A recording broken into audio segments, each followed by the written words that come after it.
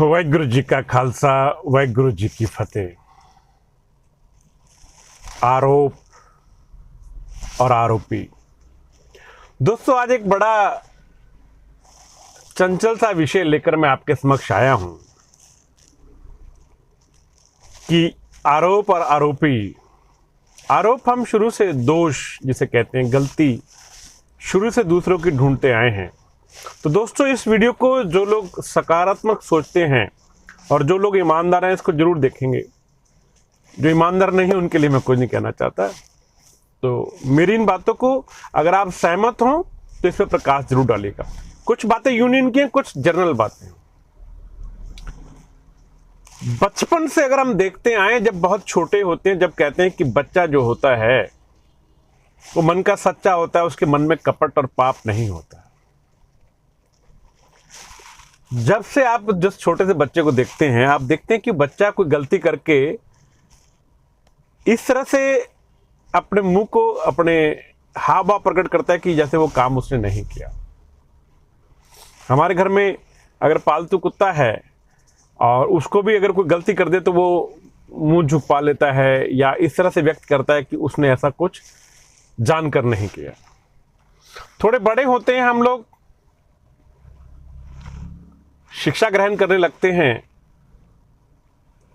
सारा साल हम खेलते कूदते रहते हैं। जब एग्जाम होता है, परीक्षा होती है, तो हम कहते हैं कि टीचर ने बड़ी नाइंसाफी की, वो सवाल दिए जो कभी पढ़ाए नहीं। जबकि टीचर तो रोज पढ़ाता है, रोज ज्ञान देता है। समय बीतता गया, कॉलेज में पहुंच गए, फिर गलतियां। नहीं, मैं तो एडमिशन ले लेता, लेकिन मेरी परसेंटेज कम आई, मेरा कसूर क्या है? मेरे घर में इतने सारे काम होते हैं करने के लिए, मैं क्या कर पाऊं? दोष दूसरे। युवावस्था आई तो सबसे बड़ा दोष, मां तुम ये नहीं कर सकती, तुम मां ये नहीं करती। पिता कमा रहा है, लेकिन नहीं, आपको कमाना नहीं आता। हर घर में होता है। कहने के तरीके अलग हो सकते हैं, लेकिन सब लोग बोलते हैं तुम्हें खेती करनी नहीं आती, तुम्हें व्यापार करना नहीं आता, तुम्हें नौकरी करनी नहीं आती, तुम्हें खाना बनाना नहीं आता। ये दोष प्रत्योप करते रहते हैं। मैं असली जिंदगी पे जो बात कहना चाह रहा हूं, आगे आने वाला हूं। भ्रष्टाचार है, सभी लोग बोलते हैं भ्रष्टाचार है, बहुत भ्रष्टाचार है। मैं आप लोगों से जानना चाहता हूं, आप अपना ड्राइविंग लाइसेंस या राशन कार्ड या कोई भी कागज बनवाने जाते हैं, सबसे पहले आप आसान रास्ता ढूंढते हैं कि कोई जुगाड़ है क्या? किसने बोला जुगाड़? आपने। तो भ्रष्टाचार किसने बनाया? आपने। आप उस लंबी लाइन में नहीं लग पाए, आपने पूरे कॉलम के वो नहीं पढ़े और कहा कि कोई जुगाड़ है। तो भ्रष्टाचार है उस कार्यालय में। कुछ आपने शुरुआत की, कुछ वहां पनपना शुरू हो गया। उसके बाद जीवन में आ जाते हैं हम लोग। सभी के पास 18 वर्ष की बाद मतदान का अधिकार है। हम लोग खुशी खुशी वोट डालने जाते हैं। पूछा जाता है किसको वोट डालोगे? पिताजी कहते हैं इसको डालो, माँ कहती है इसको डालो, भाई कहता है इसको डालो, बहन कहता है इसको डालो, समाज कहता है इसको डालो। हमें खुद नहीं पता होता, हमें सिर्फ दोष देना है। हमने जाए और हमने जाके एक बटन दबा दिया, खुश हो गए कि पहली बार वोट देने जा रहे थे और वोट देकर आ गए। वोट देने के बाद हमें नौकरी नहीं मिली, हमारे मन माफिक सरकार नहीं आई। दोष किसका हुआ? सरकार का, क्योंकि हमने तो सरकार को वोट दे दिया था। और ये चीजें जब हम देखते हैं, करते हैं, तो समझ से परे चली जाती है। सरकारों को हम लोग जब वोट देते हैं तो वोट देते हैं, ये मुस्लिम वोट है, ये सिख वोट है, ये हिंदू वोट है, ये क्रिश्चियन वोट है, ये यादव वोट है, ये पंडित वोट है, ये फलां वोट है। इस तरह से वोटें बांटी जाती हैं। कार्य को देखकर कोई वोट नहीं करता। अब मित्रों, मैं आ जाता हूं अपनी टैक्सी यूनियन के ऊपर, जहां के बारे में मैं आपको बताने जा रहा हूं, जहां पर एक बहुत बड़ी जमात जो है वो दोष देती है एक दूसरे को कि किसी यूनियन ने कुछ नहीं किया। आप मुझे बताएं कि आपने किस यूनियन का साथ दिया। आज 74 साल आजादी के बीत जाने के बाद हम लोग चालकों के लिए कोई नीति नहीं बना पाए, हम लोग परिवहन नीति लागू नहीं करवा पाए, हम परिवहन आयोग का गठन नहीं करा पाए। उसका कारण जाना आपने, हम लोगों ने एक दूसरे का समर्थन नहीं किया। हमने सिर्फ एक ही बात की है, यूनियन करप्ट होती है। आरोप लगा दिया, मैंने आज बोला ना कि आरोप के ऊपर आज बात कर रहे हैं, पर मेन दोषी कौन? हमने अपना प्रयास किया, हमारे सहयोगी संस्था ने, जितनी भी संस्थाएं हमारे से पहले रही हैं, जो हमारे साथ चल रही हैं, सभी लोग अपने अपने स्तर पर जितना जितना जिसको ज्ञान है उसने अपना प्रयास किया। पर क्या आप ये बता सकते हैं कि क्या आपने उनका साथ दिया? कितने लोग ऐसे हैं जिन्होंने वार्षिक चंदा दिया, मासिक चंदा दिया? कितने लोग ऐसे हैं जिन्होंने कभी यूनियन के कहने पर, आह्वान पर कोई कार्रवाई करी, कहीं कोई रास्ता रोका या कोई हड़ताल करी?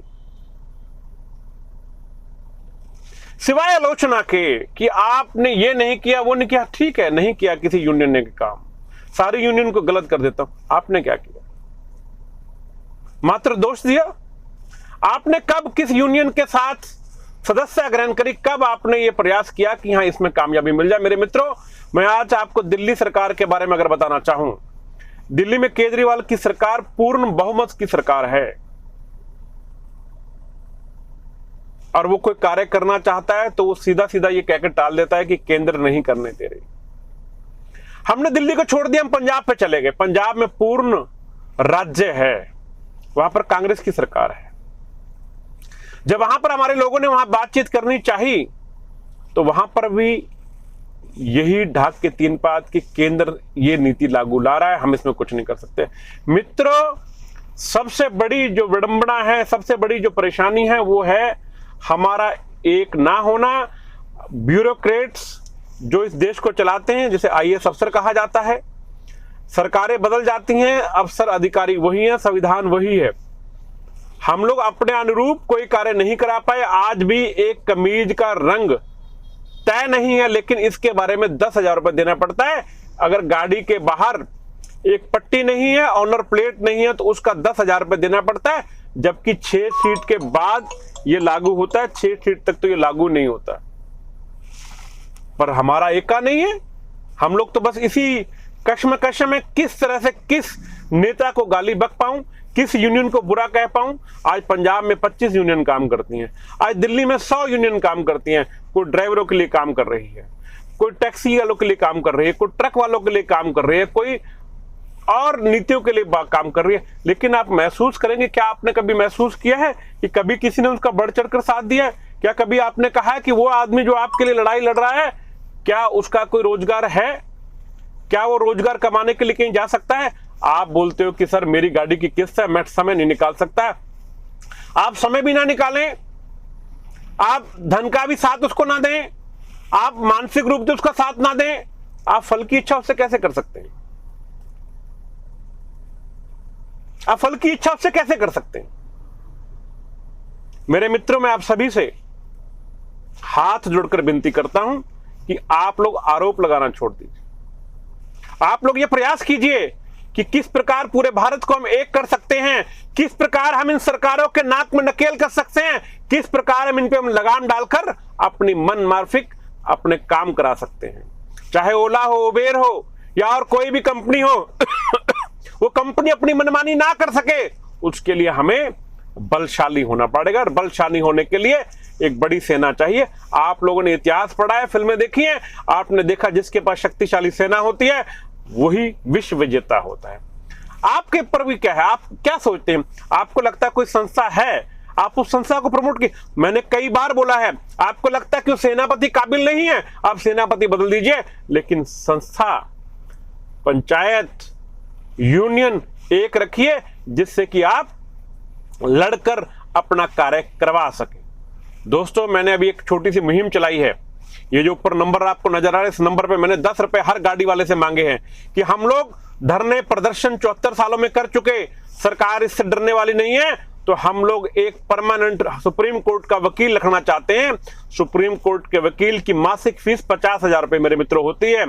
लेकिन अगर हम सभी लोग दिल्ली एनसीआर व पूरे भारत से 10 रुपए प्रति गाड़ी देना शुरू कर दें, पेटीएम करना शुरू कर दें, तो हम 50,000 का वकील रख सकते हैं। दोस्तों, फैसला आपका है। आरोप लगाना जानते हैं या उसका निदान करना चाहते हैं? मैं आपको वचन देता हूं कि अगर आप ऐसा कर लेंगे तो आपकी आधी समस्या पहले दिन वकील के अपॉइंट होते ही खत्म हो जाएंगी। जिस आदमी को 50,000 रुपए महीना दोगे ना मेरे मित्रों, और वो भी सुप्रीम कोर्ट का वकील जो होगा वो एसोसिएट होगा, एक आध वकील नहीं, पूरी टीम उनकी होती है।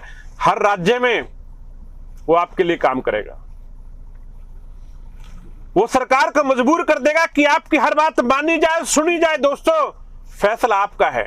आज के बाद अगर आप किसी के खिलाफ आरोप लगाते हैं तो उससे पहले अपने गिरेबान में झांक के देखना कि तुमने अपने ट्रेड के लिए किया क्या है। क्या तुम्हें नहीं लगता कि एक संस्था ये प्रयास कर रही है कि एक वकील मुकर्रर किया जाए जिससे कि हम लड़ाई लड़ लें? आज हम 4-4, 5-5 की गिनती में अलग अलग झुंड बनाकर लड़ रहे हैं। क्या हम जीत पाएंगे? आपको याद होगा गदर लहर और स्वतंत्रता की लड़ाई जब जीती गई तो एक प्लेटफॉर्म पे लड़ी गई, तभी जीतेगी। जब तक कमांड एक नहीं रहेगी हम कोई भी लड़ाई नहीं जीत सकते, क्योंकि जो शासक है, जो सरकारें हमारे बीच में फूट डालकर हमारा तमाशा आप भी देखते हैं। आज अगर कोई बंद करता है, दूसरा आदमी अगर उसको रोकता है, तो उसका मतलब यह होता है कि वो उस बंद के खिलाफ उस सरकारी कंपनी को, उस सरकारी तंत्र को फायदा पहुंचाना चाह रहा है। मैं तो इतना जानता हूं कि मेरे मित्रों, अगर आप किसी का सहयोग नहीं कर सकते तो किसी को रोकने का अधिकार भी आपको नहीं है। तो दोस्तों, आज का जो प्रश्न था मेरा आप पे छोड़े जा रहा हूं, आरोप और आरोपी। आरोप लगाने आसान है, लेकिन दोषी मुख्यतः कौन है? जिसने साथ नहीं दिया, जिसने सहयोग नहीं करा। आज भी ये टैक्सी ट्रेड जिंदा हो सकता है, आज भी टैक्सी ट्रेड फल फूल सकता है, आज भी हम स्वाभिमान से अपने बच्चों को अच्छे स्कूलों में पढ़ा सकते हैं, हम अच्छा खाना पीना खा सकते हैं, परंतु शर्त एक ही है कि हमें एक झंडे के नीचे आना पड़ेगा और उस झंडे के नीचे आके एक रेट होगा। जिस प्रकार आपको पता होगा परिवहन पंचायत ने आपके लिए हिंदुस्तान की हिंद कैब का एक इजाद किया, एक ऐप लाया है जो कि जल्दी आपके बीच में होगा। ड्राइवर रजिस्ट्रेशन शुरू हो चुका है, आप लोग अपना रजिस्ट्रेशन कराइए, जिससे कि हम लोग पूरे भारत में हिंद ऐप को ला सकें और ओला उबेर जैसी कंपनियों से मुक्ति पा सकें। दोस्तों, फैसला आपका है, निर्णय आपका है। अगर आप चाहते हैं कि वाकई में आजादी मिले, आपकी टैक्सी आपका भाड़ा मिले, तो आप हिंद कैब को जरूर ज्वाइन कीजिए। और ये वीडियो अगर आपको लगता है कि दोषी कौन और आरोपी कौन ये तय कर लेंगे, तो इसको आगे बढ़ाइए। सिर्फ ईमानदार आदमी इस बात को सोच सकता है कि मैंने अगर देश के अंदर, देश में बनाने में कोई सहयोग नहीं किया, मैंने अगर यूनियन को बनाने में सहयोग नहीं किया, तो आरोप लगाने का अधिकार भी मेरे पास नहीं।